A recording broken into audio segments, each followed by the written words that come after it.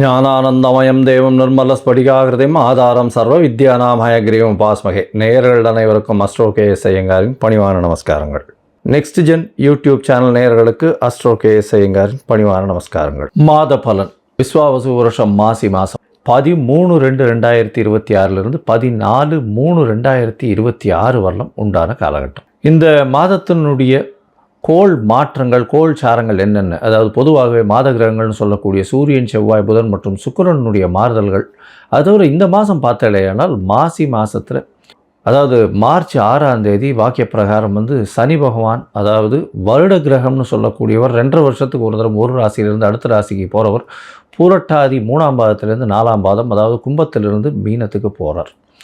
இது சனி பெயர்ச்சி பலன்கள்னு தனியாக வீடியோஸ் போட்டிருக்கேன், பாருங்கள். இந்த மாதத்தில் இதை தவிர என்னென்ன கிரகச்சாரங்கள் இருக்குது, கோள் சாரங்கள் இருக்குது அப்படின்றத நம்ம பார்க்கலாம். அதற்கு பிறகு இந்த மாதத்தில் வரக்கூடிய விசேஷ நாட்கள் என்னென்ன அப்படின்றத பார்ப்போம். அதற்கு பிறகு பார்த்தோம்னா இந்த மாதத்தில் ஒரு ராசிக்கும் என்னென்ன பலன்கள் இருக்குது, என்ன பலன்கள் ஒரு ராசிக்கும் மேஷம் முதல் மீனம் வரை.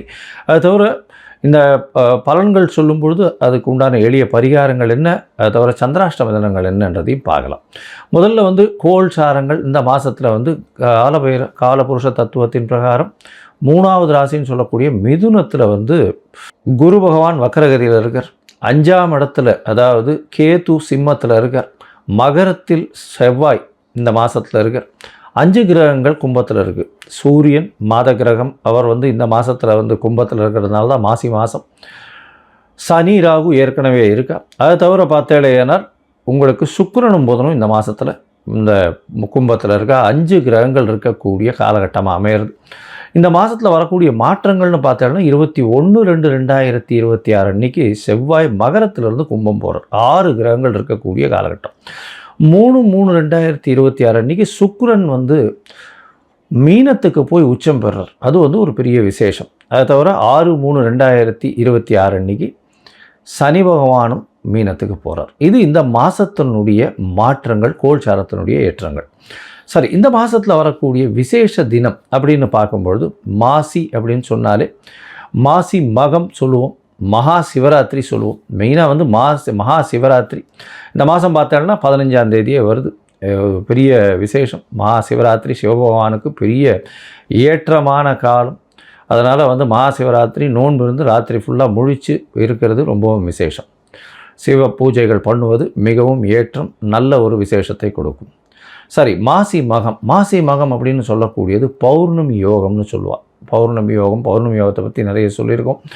மாசி மாதத்தில் வரக்கூடியது மக நட்சத்திரத்தில் வரக்கூடிய சந்திரன் மாசி மகம் பௌர்ணமி யோகத்தை கொடுக்கக்கூடியது. அதனால் இது ரொம்பவும் பெரிய விசேஷம். இதில் பார்த்தேனால் திருக்கல்யாணங்கள் நடக்கும். அதாவது முருகப்பெருமானுக்கு, வள்ளி தெய்வானை இவாளுங்களுக்கெல்லாம் திருக்கல்யாணம் நடக்கக்கூடிய காலகட்டம்.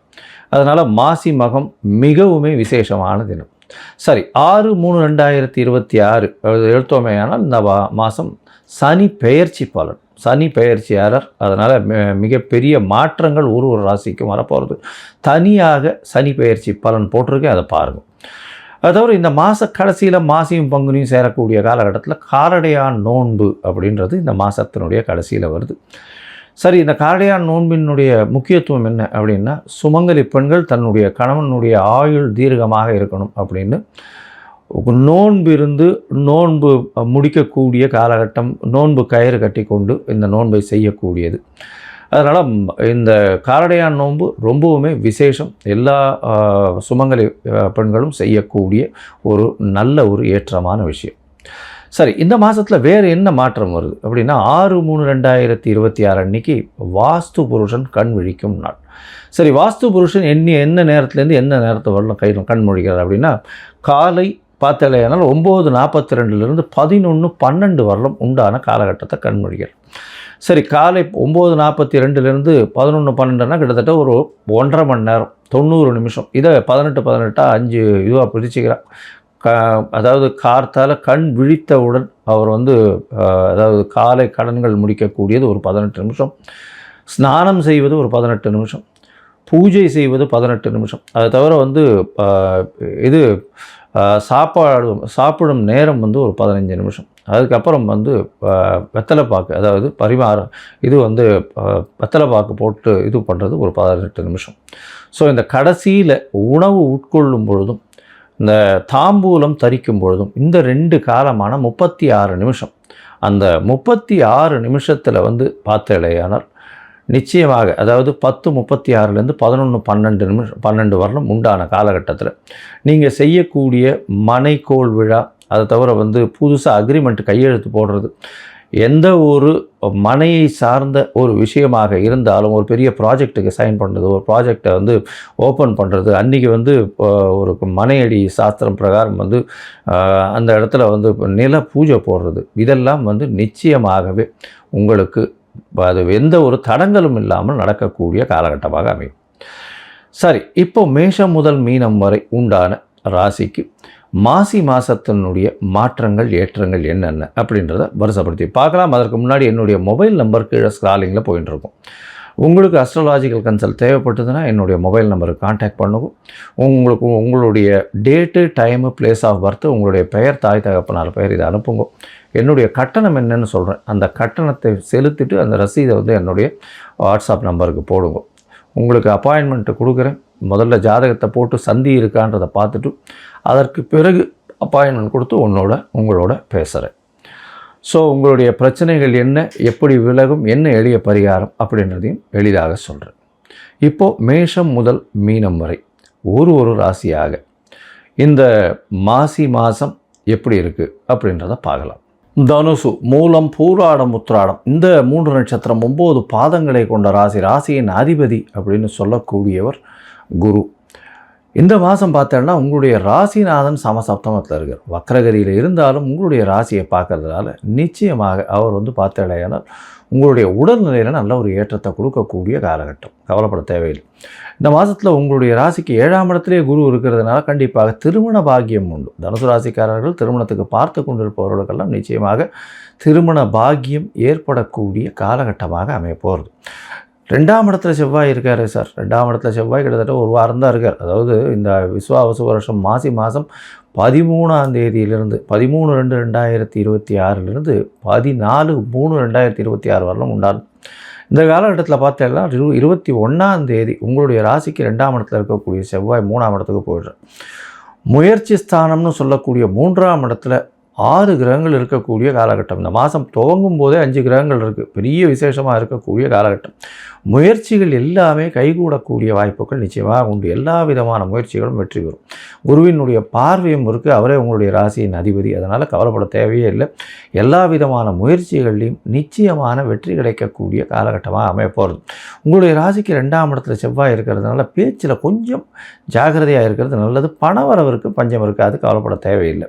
உடல் நலத்தில் நல்ல ஒரு ஏற்றம் இருக்கக்கூடிய காலகட்டமாக அமையும். படிக்கக்கூடிய மாணவர்கள் மட்டும் கொஞ்சம் ஜாகிரதையாக ஒரு தடவைக்கு 4 தரம் படிக்கிறது நல்லது. ஏன்னா 4ஆம் இடத்துக்கு சனி பகவான் போகிறார். அர்த்தாஷ்டம சனி ஆரம்பிக்கிறது 6/3/2026 அர்த்தாஷ்டம சனி ஆரம்பிக்கிறது. இருந்தாலும் உங்களுடைய 6ஆம் அதிபதி 6க்கு 11ன்னு சொல்லக்கூடிய 4ஆம் இடத்துல வரார். புதிய கடன் வாங்கி வீடு மனை வாங்கக்கூடிய வாய்ப்புகள் உண்டு. தாயின் உடல்நிலையில் நல்ல ஒரு ஏற்றம் இருக்கும். உங்களுடைய உடல்நிலைக்காக சற்று செலவு பண்ண வேண்டிய காலகட்டாயமாக அமையும். தொழிலில் வந்து அதீதமான பணம் வரக்கூடிய வாய்ப்புகள் நிச்சயமாக உண்டு. தொழிலில் வந்து பார்த்திங்கன்னா திடீர் பணயோகம் வரக்கூடிய வாய்ப்புகள் நிச்சயமாக இருக்கும். எடுத்த காரியங்கள் எல்லாமே நிறைவேறக்கூடிய வாய்ப்புகள் இந்த காலகட்டத்தில் இருக்கும். இந்த தனுசு ராசிக்காரர்கள், அதுவும் வந்து பேங்கிங் சாஃப்ட்வேரில் இருக்கிறவங்க, பேங்கிங் இண்டஸ்ட்ரியில் இருக்கிறவங்க, அதை தவிர வந்து இந்த சாஃப்ட்வேர் இண்டஸ்ட்ரியில் இருக்கிறவங்க, டைமண்ட் மர்ச்சன்ட்ஸு, கோல்டு மர்ச்சன்ட்ஸு, தங்க காசு அந்த மாதிரியான விஷயங்கள் விற்கிறவங்க, இவங்களுக்கெல்லாம் வந்து நல்ல ஒரு ஏற்றமான காலமாக இருக்கும். ரியல் எஸ்டேட் பண்ணுறவங்க கொஞ்சம் ஜாகிரதையாக பார்த்து பண்ணுறது நல்லது. There will be a sharp reduction இருக்கும். கொஞ்சம் ஜாகிரதையாக இருக்கிறது நல்லது. ஷேர் மார்க்கெட்டில் இருக்கிறவங்களுக்கு நல்ல ஒரு ஏற்றம் கிடைக்கக்கூடிய காலகட்டமாக அமைய போகிறது. இந்த மாதம் பார்த்தோம்னா இந்த ப்ரொஃபஸர்ஸு, டீச்சர்ஸ் அவங்களுக்கெல்லாம் பெரிய ஏற்றம் கிடைக்கக்கூடிய வாய்ப்புகள் உண்டு. மொத்தத்தில் பார்க்கும்பொழுது இந்த தனுசு ராசிக்காரர்களுக்கு உடல்நிலையில் ஏற்றம், படிக்கக்கூடிய மாணவர்கள் சற்று கவனம் தேவை.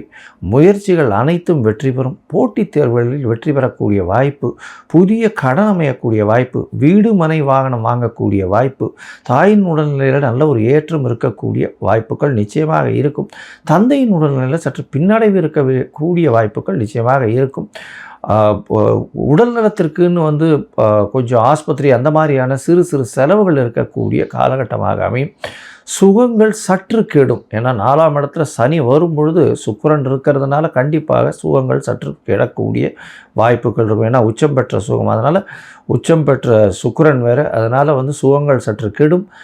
இருந்தாலும் செலவுகளும் கொஞ்சம் அதிகமாக இருக்கக்கூடிய, சுகத்திற்காக செலவுகள் அதிகமாக செல்லப்படக்கூடிய வாய்ப்புகள் உண்டு. தொழிலில் அதீதமான லாபங்கள் வரக்கூடிய வாய்ப்புகள் இந்த காலகட்டத்தில் அமையும். உங்களுடைய முயற்சிகள் எல்லாமே வெற்றிகரமாக இருக்கும்னு சொன்னோம். இருந்தாலும் சில காலகட்டம், அதாவது சந்திராஷ்டம காலகட்டத்தில் உங்களுடைய புதிய முயற்சிகளை தள்ளி போடுறது ரொம்பவுமே நல்லது.